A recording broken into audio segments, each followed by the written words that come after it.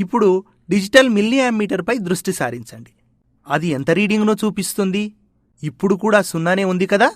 దీనిని పట్టికలో విద్యుత్ ప్రవాహం కాలంలో నమోదు చేసుకుందాం. ఇప్పుడు నాబ్ను మెల్లగా తిప్పుతూ వోల్ట్ మీటర్ రీడింగ్ 0.1 వోల్ట్లు ఉండేటట్టు చూద్దాం. మిల్లీ యాంమీటర్లో రీడింగ్ ఎంత ఉంది? సున్నానే ఉంది కదా. అంటే డయోడ్ కొనల మధ్య 0.1 వోల్టుల వోల్టేజ్ ఉన్నప్పుడు కూడా డయోడ్ ద్వారా కరెంటు ఏమీ ప్రవహించడం లేదన్నమాట. ఇప్పుడు ఈ 0.1 వోల్ట్ 0 మిల్లీయాంప్స్ విలువలను ఆయా కాలంలలో రాసుకుందాం. ఇలాగే నాబ్ను మెల్లమెల్లగా తిప్పుతూ డయోడ్ కొనల మధ్య వోల్టేజ్ను క్రమక్రమంగా పెంచుతూ తదనుగుణమైన కరెంటు విలువలను నమోదు చేసుకుంటూ పోవాలి. ఆయా విలువలను నమోదు చేసుకున్న పట్టికను ఒక్కసారి గమనించండి. చూడండి, డయోడ్ కొనల మధ్య 0.6 వోల్ట్ విద్యుచ్ఛాలక బలం ఉన్నప్పుడు కూడా డయోడ్లో ప్రవహించే కరెంట్ సున్నాగానే ఉంది. డయోడ్ వోల్టేజ్ని 0.65 వోల్టుకు పెంచినప్పుడు డయోడ్ ద్వారా 0.35 మిల్లీ యాంపియర్ల స్వల్పమైన కరెంటు ప్రవహించటం మొదలైంది. 0.65 వోల్టేజ్ నుండి వోల్టేజ్లో ఇంకే కొద్ది మాత్రం మార్పు వచ్చినా కరెంటు గణనీయంగా పెరగటాన్ని మనం గమనించవచ్చు. ఒకానొక నిర్దిష్ట వోల్టేజ్ వద్ద అతి స్వల్ప వోల్టేజ్ మార్పుకే కరెంట్ గణనీయంగా పెరగడం మొదలుపెడుతుంది. దీనినే ఆంగ్లంలో నీ voltage, cut-in voltage, threshold voltage వంటి వివిధ పేర్లతో పిలుస్తారు. సిలికాన్ డయోడ్కు ఆరంభ వోల్టేజ్ దాదాపు 0.6 వోల్ట్గాను, జర్మేనియంకు 0.3 వోల్ట్గాను ఉంటుంది.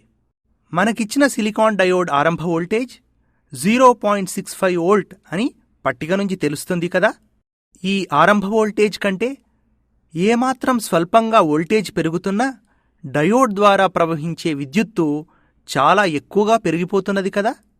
నిజానికి కరెంటు ఎక్స్పోనెన్షియల్గా పెరిగిపోతుందన్నమాట.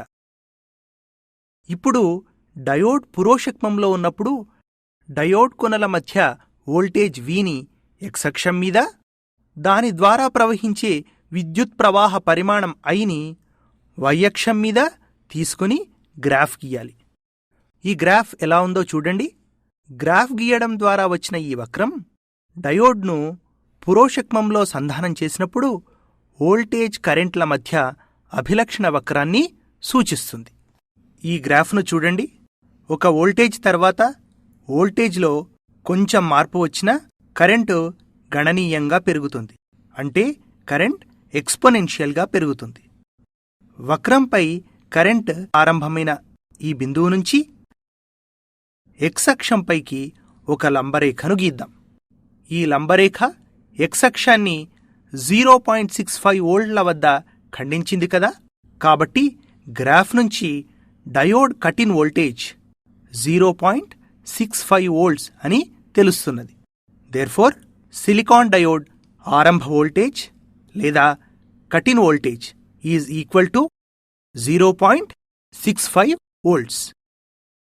డయోడ్ను పురోషక్మంలో అనుసంధానం చేసినప్పుడు దానిలో జరిగే మార్పులను అధ్యయనం చేద్దాం. పిఎన్ జంక్షన్ డయోడ్ స్కీమాటిక్ డయాగ్రామ్ను ఒకసారి గమనిద్దాం. దీనిని పురోషక్మంలో అనుసంధానం చేసినప్పుడు కలిగే మార్పులను ఒక్కొక్కటిగా గమనిద్దాం. ఇది పిఎన్ జంక్షన్ యొక్క లేమిపొర. దీని మందం దాదాపు 10⁻⁻6 మీటర్లు. అంటే 1 మీటర్లో దాదాపు 10 లక్షల వంతన్నమాట. దీని మందం ఎంత స్వల్పమో కదా. సరే, ఈ పొర అవరోధ పొటెన్షియల్ విలువ 0.6 వోల్ట్లు అనుకుందాం.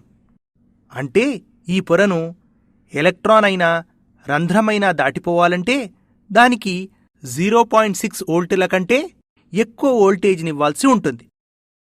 వోల్టేజ్ 0.1, 0.2, 0.3, 0.4, 0.5, 0.6 వోల్టులు ఉన్నప్పటి వరకు డయోడ్లో విద్యుత్ ప్రవాహం ఏమీ కనిపించలేదు.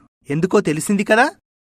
డయోడ్ కొనల మధ్య అవరోధ పొటెన్షియల్ కంటే తక్కువ పొటెన్షియల్ను అప్లై చేసినప్పుడు ఎలక్ట్రాన్లు, రంధ్రాలు అవరోధ పొటెన్షియల్ను దాటడానికి కావలసిన శక్తి లేకపోవటం వల్ల ఈ లేమిపొరను దాటిపోలేవు.